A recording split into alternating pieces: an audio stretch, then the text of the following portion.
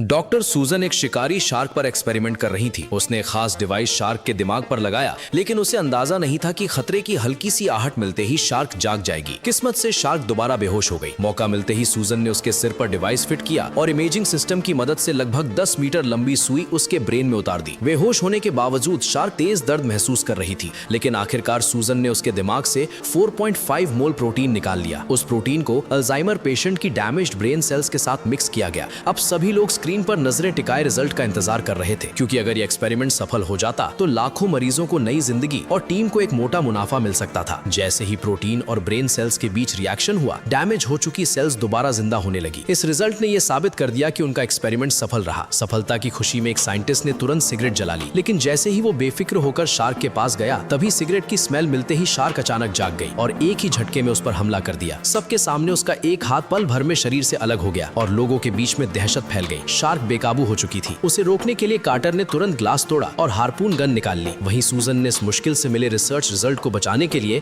बिना देर किए switch on किया और शार्क को वापस गहरे पानी में छोड़ दिया। लेकिन किसी को अंदाजा नहीं था कि उन्होंने कितनी बड़ी गलती कर दी थी। कार्टर ने तुरंत टावर से संपर्क किया और नजदीकी मेडिकल टीम को बुलाया, क्योंकि ये सब गहरे समुद्र में बने रिसर्च सेंटर के अंदर हुआ था। बाहर तेज तूफान चल रहा था और सबने पहली बार नेचर का असली रौद्र रूप देखा था। उधर हैवी ब्लीडिंग की वजह से घायल साइंटिस्ट की हालत लगातार बिगड़ रही थी। खराब मौसम के कारण हेलीकॉप्टर लैंड नहीं कर पाया, इसलिए स्टील केबल के सहारे ही उसे मेडिकल टीम तक पहुंचाया गया। इसके बाद सभी लोग तुरंत बेस की ओर बढ़ने लगे, क्योंकि उन्हें डर था कि विशाल समुद्री लहरें कभी भी जानलेवा साबित हो सकती हैं। अच्छी बात यह रही कि बाकी सब सुरक्षित बेस पर पहुंच गए, लेकिन स्ट्रेचर पर पड़े साइंटिस्ट की हालत अभी भी क्रिटिकल थी। तभी खराब मौसम के चलते ऊपर खींचने वाली मशीन अचानक फेल हो गई और बिना किसी सपोर्ट के वो केबल सहित सीधे शार्क से भरे समुद्र में जा गिरा। बेस पर लौटते ही सबने देखा कि शार्क ने केबल को अपने जबड़ों में जकड़ रखा था और उसी के सहारे वो हेलीकॉप्टर को अपने इशारे पर नचा रही थी। कुछ ही सेकंड में हेलीकॉप्टर टावर से टकराया और जोरदार धमाके के साथ खत्म हो गया। ब्लास्ट इतना पावरफुल था कि बेस के कई हिस्सों में आग फैल गई। साथ ही उनका पूरा सर्वेलेंस और कम्युनिकेशन सिस्टम भी डाउन हो गया। जब सबका ध्यान कंट्रोल पैनल पर था, तभी रसेल ने देखा कि पास से कुछ तेजी से उनकी तरफ बढ़ रहा है। अगले ही पल उसे समझ आया कि वही शार्क उनके घायल साथी को मुंह में दबाए सीधे ग्लास वॉल की तरफ आ रही थी। पास पहुंचते ही उसने उस आदमी को पूरी ताकत से कांच पर दे मारा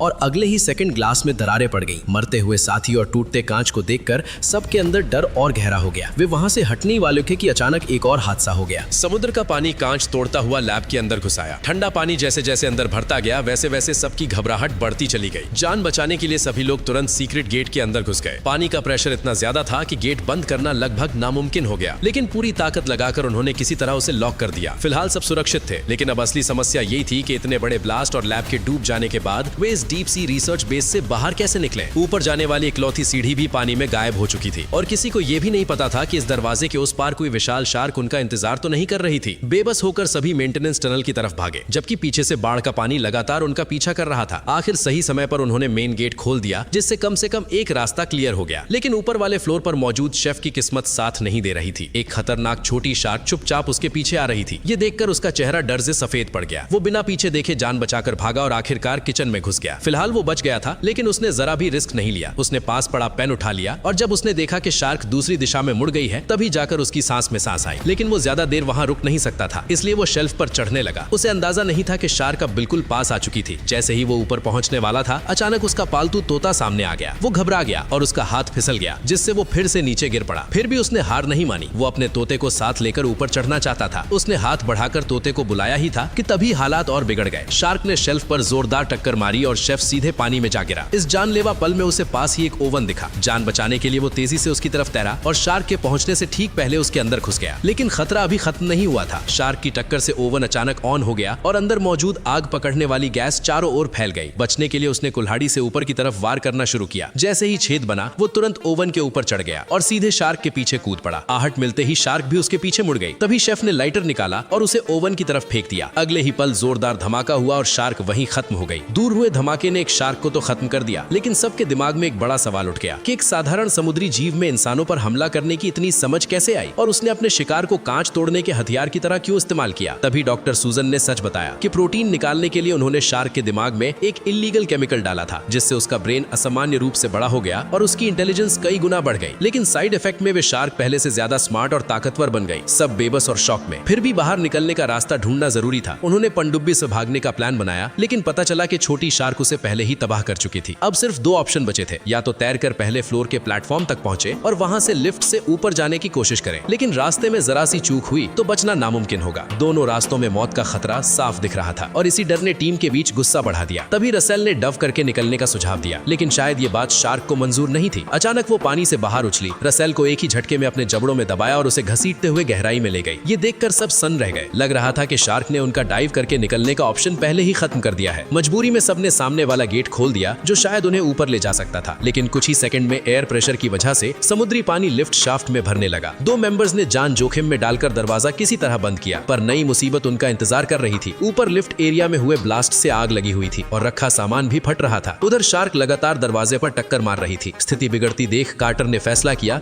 कि उसके साथी आगे बढ़े और वो खुद रिस्क लेकर -1 फ्लोर का हैच खोलेगा ताकि पानी का लेवल कंट्रोल हो सके। उसका फैसला सही साबित हुआ। उसने हैच खोल दिया और सही वक्त पर शार्क के हमले से भी बच गया। लेकिन तभी हालात फिर पलट गए। एक ढीले स्क्रू की वजह से सीढ़ी का हिस्सा टूटकर नीचे गिर गया। अच्छी बात यह थी कि सीढ़ी दूसरी तरफ अटक गई, लेकिन एक टीम मेंबर संतुलन खो बैठा और सीधे पानी में गिर गया। कार्टर ने तुरंत खुद को संभाला और उसे बचाने की कोशिश की, लेकिन वो 1 सेकंड देर हो गया। सबकी आंखों के सामने शार्क ने उस महिला को झपट लिया। कार्टर ने पूरी ताकत लगा दी, पर शार्क उसे एक ही झटके में गहराई में ले गई। आखिरकार वो ठंडे समुद्र के पानी में गायब हो गई। उस पल सब एक बार फिर गहरे सदमे में डूब गए। सबसे बुरी बात ये थी कि वे अभी भी टॉप फ्लोर के काफी दूर थे। ऊपर से दरवाजों पर पड़ती जोरदार टक्करों की आवाजें आ रही थी। लग रहा था कि शार्क पहले ही ऊपर पहुंच चुकी थी। सबके चेहरों पर साफ डर दिख रहा था। तभी वहां शेफ पहुंचा। उसने तुरंत कपड़ों की रस्सी फेंक कर उन्हें डूबने से पहले ऊपर खींच लिया। अब सब तेजी से आगे बढ़ने लगे। आगे एक पंप सिस्टम था जिसे जनरेटर से चालू कर पानी बाहर निकाला जा सकता था। टीम तुरंत कंट्रोल रूम की तरफ दौड़ी और किसी तरह जनरेटर स्टार्ट करने में कामयाब हो गई। लेकिन जैसे ही वे बाहर निकलने वाले थे, हालात फिर बिगड़ गए। शार्क ने अचानक पीछे से हमला कर दिया। उसने कार्टर के दोस्त को बेरहमी से चीर डाला। ये देखकर कार्टर तुरंत मेन गेट की ओर तैर गया, लेकिन इससे पहले कि शार्क उसे भी अपना शिकार बनाती, गेट खुल गया और उसी वक्त शेफ भी वहां पहुंच गया। जब सबकी जान दांव पर लगी थी, तब सूजन फिर एक बड़ी गलती कर बैठी। उसे लगा कि टीम की इतनी मेहनत और कुर्बानी बेकार नहीं जानी चाहिए, इसलिए वो अकेले ही अपने कमरे में रिसर्च डेटा लेने चली गई। उसने चाबी से लॉकर खोला और थोड़ी तलाश के बाद जरूरी सैंपल निकाल लिया। इसी दौरान उसे पीछे से पानी चीरती हुई एक शार्क नजर ही नहीं आई। अच्छी बात यह थी कि वो सिर्फ एक रिसर्च मॉडल निकला, लेकिन अगले ही पल पानी की सतह पर कुछ और उभरा और इस बार वो नकली रिसर्च मॉडल नहीं बल्कि असली शार्क थी। उसने आते ही सूजन पर हमला कर दिया। भागने का कोई रास्ता नहीं बचा था। मजबूरी में वो पहले शेल्फ पर चढ़ी और खुद को संभालने की कोशिश की। हड़बड़ी में उसकी कीमती रिसर्च फाइलें पानी में गिर गईं। वो 2 सेकंड रुककर फिर उन्हें उठाने के लिए नीचे झुक गई। तभी शार्क फिर से उसकी तरफ बढ़ने लगी। अब उसके सिर पर मौत मंडरा रही थी। तभी उसकी नजर ऊपर जलते बल्ब पर पड़ी और उसके दिमाग में एक खतरनाक आइडिया आया। उसने सोचा कि हाई वोल्टेज करंट शार्क को मार सकता है। उसने तुरंत वायर निकाला और अगला हमला होने का इंतजार करने लगी। जैसे ही शार्क उस पर झपटी, उसने बिजली वाला तार सीधे उसके मुंह में घुसा दिया। तेज झटकों के बीच वो दूसरी शार्क भी तड़प कर मर गई। डूब चुके रिसर्च डेटा को देखकर उसे पछतावा हुआ। उसे समझ आया कि शुरुआत में शार्क को छोड़ना उसकी सबसे बड़ी गलती थी, लेकिन अब सोचने का वक्त नहीं था। इसके बाद तीनों फिर आमने सामने आए, लेकिन शार्क के हमले ने कार्टर और सूजन का सीधा बाहर निकलने का प्लान फेल कर दिया। अब बचने का एक ही रास्ता था, जो था इमरजेंसी एग्जिट। लेकिन दरवाजा खोलते ही पानी तेजी से अंदर आता, इसलिए उन्होंने फायर एक्सटिंग्विशर तैयार रखा ताकि प्रेशर बैलेंस किया जा सके। फिर उन्होंने जानबूझकर कमरे में पानी भरने दिया। जब पानी सिर के ऊपर तक पहुंच गया, तब उन्होंने हैच खोल दिया। बाहर निकलते ही तीनों ने फायर एक्सटिंग्विशर ऑन कर दिए। बुलबुलों की आड़ में शार्क कंफ्यूज हो गई और उनकी ये ट्रिक काम कर गई। तीनों आखिरकार सतह पर पहुंच गए, लेकिन तभी एक और हमला हुआ। शार्क ने अचानक शेफ को दबोच लिया और उसे कई मीटर दूर घसीट ले गई। फिर भी शेफ ने हार नहीं मानी। उसने अपने गले में लटका क्रॉस निकाला और पूरी ताकत से शार्क की आंखों पर वार करने लगा। आखिरकार वो एक बार फिर मौत के मुंह से बच निकला। ये देखकर कार्टर और सूजन दोनों हैरान रह गए। कार्टर फिर से पानी में कूद पड़ा और शेफ किसी तरह मलबे के ऊपर चढ़ाया। सूजन ने उसकी चोट पर पट्टी बांधी, जिससे फिलहाल ज्यादा ब्लीडिंग का खतरा टल गया। चारों तरफ फैले मलबे को देखकर उन्हें एक बड़ी सच्चाई समझ आई कि पहले नीचे बनी मजबूत दीवारों से शार्क को अंदर कैद किया जा सकता था, लेकिन अब पूरा स्ट्रक्चर धीरे धीरे डूब रहा था और ऊपर सिर्फ पतली आयरन ग्रिल बची थी। इसका मतलब साफ था कि शार्क सिर्फ इंसानों को मारना नहीं चाहती थी, बल्कि वो इस इंसानी पिंजरे से निकलकर खुले समुद्र में भागना चाहती थी। उसे खत्म करना होगा। तुमने पहली बार कोई अक्ल की बात की है। दोनों ने तुरंत एक्शन लिया। उन्होंने सारे सिग्नल फ्लेयर से बारूद निकालकर उसे एक हार्प में भर दिया। प्लान साफ था। जैसे ही हार्पून सही निशाने पर लगता, वे उसके वायर को बैटरी से जोड़ देते और जोरदार करंट से शार्क को उड़ा देते। लेकिन उसी वक्त शार्क का पूरा फोकस दरवाजा तोड़ने पर था। उसने कार्टर को ठीक से निशाना लगाने का मौका ही नहीं दिया। जब शार्क ऊपर नहीं आई, तो सूजन ने एक टूटी हुई मशीन के तेज मलबे से अपनी हथेली काट ली और सीधे पानी में कूद गई। असल में वो खुद को चारे की तरह इस्तेमाल कर रही थी। रूल्स सबसे पहले उसी ने तोड़े। उसी ने केमिकल केमिकल से शार्क का दिमाग बड़ा किया था और उसी ने उसे आजाद छोड़ा था। उसे लगा कि गलती उसकी थी तो उसे ही सब खत्म करना होगा। खून की गंध मिलते ही शार्क ने दरवाजा तोड़ना छोड़ दिया और पलटकर उसकी तरफ झपट पड़ी, लेकिन चालाक शार्क सतह पर आने से बच रही थी। कार्टर समझ गया कि सूजन का प्लान काम नहीं कर रहा है। वो उसे बचाने के लिए बिना सोचे पानी में कूद पड़ा और फिर वो हुआ जिसे देखने की हिम्मत किसी में नहीं थी। अगले ही पल शार्क ने सूजन के बेरहमी से टुकड़े टुकड़े कर दिए। कार्टर बस ये सब होते देखता रह गया। खून की गंध के बाद अब शार्क ने कार्टर को टारगेट कर लिया और उसकी तरफ बढ़ने लगी। जब उसने हमला किया तो कार्टर घबराया नहीं। अपनी तेज तैराकी से वो अटैक से बच निकला और मौका पाते ही उसने शार्क के फिन को पकड़ लिया और खुद को दूर धकेल दिया। उसी वक्त शेफ ने फिर कमान संभाली। उसने हारपून गन उठाई और पूरी तैयारी के साथ खड़ा हो गया। उसने हारपून को शार्क के फिन पर टारगेट किया और जैसे ही उसे सही मौका मिला उसने बिना सोचे हारपून सही तरीके से शार्क के फिन में दाग दिया, लेकिन उसी पल उससे गलती हो गई। हारपून फिन को चीरती हुई कार्टर के पैर के आर पार निकल गई। तार तेजी से खिंच रहा था। अगर कार्टर ने समय रहते खुद को शार्क से अलग नहीं किया